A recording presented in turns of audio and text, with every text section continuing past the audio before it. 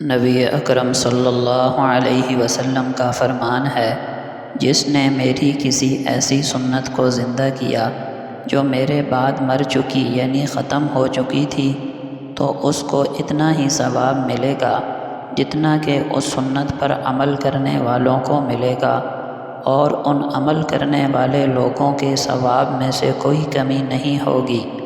اور جس نے کوئی ایسا طریقہ جاری کیا جو اللہ اور اس کے نبی کو ناپسند ہے، تو جتنے لوگ اس غلط طریقے پر چلیں گے ان تمام لوگوں کا گناہ اس کو ملے گا، اور ان کے گناہ میں سے کوئی کمی نہیں ہوگی۔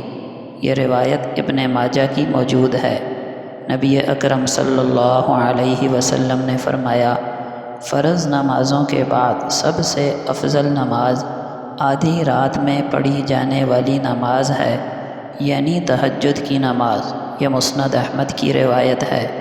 نبی اکرم صلی اللہ علیہ وسلم نے فرمایا، بے شک آدمی گناہوں کی وجہ سے رزق سے محروم کر دیا جاتا ہے۔ یہ روایت بھی مسند احمد میں موجود ہے۔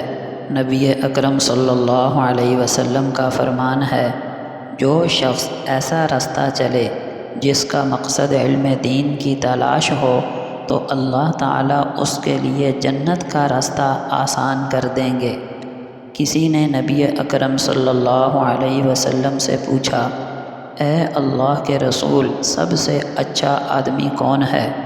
آپ نے فرمایا، جس کی عمر زیادہ ہو اور عمل بھی اچھا ہو۔ پھر سوال کیا، سب سے برا آدمی کون ہے؟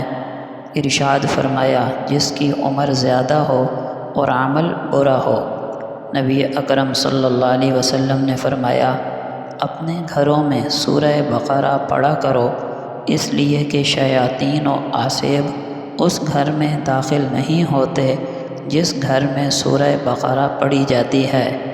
نبی اکرم صلی اللہ علیہ وسلم نے فرمایا، اے عائشہ، خود کو ان گناہوں سے بھی بچانے کی کوشش کرو جن کو چھوٹا اور معمولی سمجھا جاتا ہے، کیونکہ اللہ کے یہاں ان کے بارے میں بھی پوچھا جائے گا۔